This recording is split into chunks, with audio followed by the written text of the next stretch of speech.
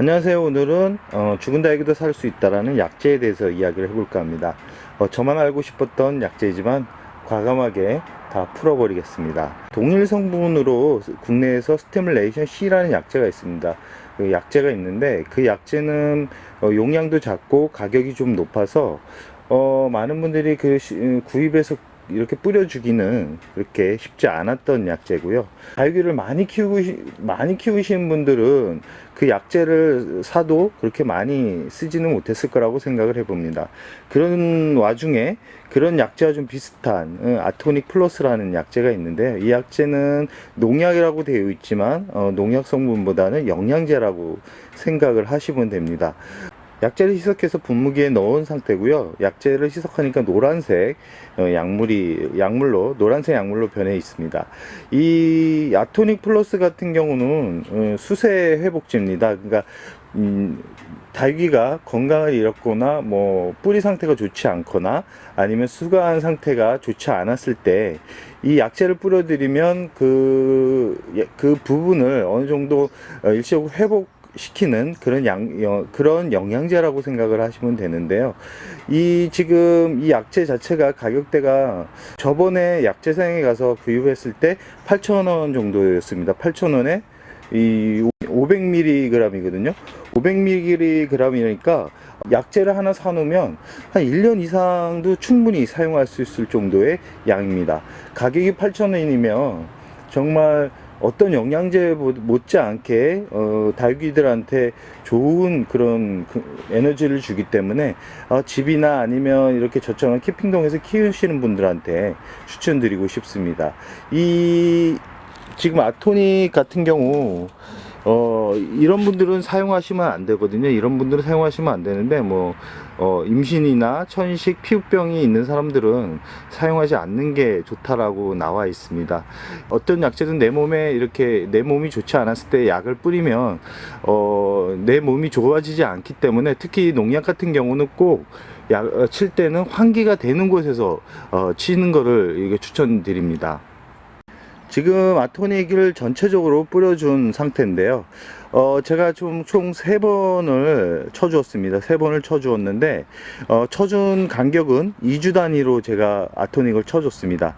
쳐주었고, 이 수세가 아주 안 좋은 다육이 같은 경우는 화분에 이게 흘러나올 정도로 많이 주었고요. 전체적으로 연면 시비로 약재를 살포했습니다. 연면 시비라는 게 뭐냐면, 이 표면에 묻을 정도 뚝뚝뚝뚝 물방울이 떨어질 정도로 쳐주었다는 거라고 생각을 하시면 됩니다. 그러니까 건강한 다육이면 이 연면 시비만으로도 충분히 활력을 찾을 거라고 생각을 해보는데요. 그 비교 대상으로 제가 올 여름 뜨거운 기온을 이기지 못하고 후두둑 떨어졌던 방울복랑금이 어떻게 변하고 있는지 보여드리겠습니다. 첫 번째 방울복랑금 대품이라고 말씀드렸는데요.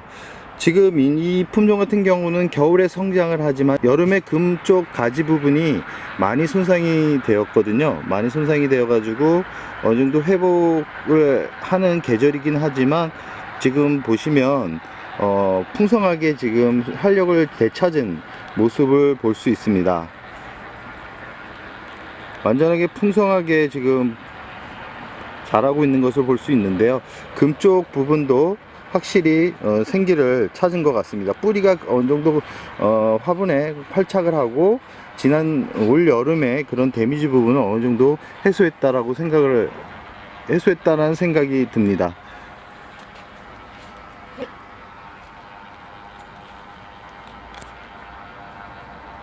두 번째 방울복랑금 같은 경우는 정말 전 죽는 줄 알았거든요. 물을 줘도 빨아들이지를 못해서 겨울이 왔는데도 이 성장하는 계절이 왔는데도 힘을 얻지를 못해서 이 방울복랑금이 살기 좀 힘들겠다라는 생각을 했는데 아토닉 총 3번과 스티뮬레이션 1번 11월까지 총 4번을 쳐줬는데 지금 이 방울복랑 잎을 만져봤을 때 예, 단단합니다.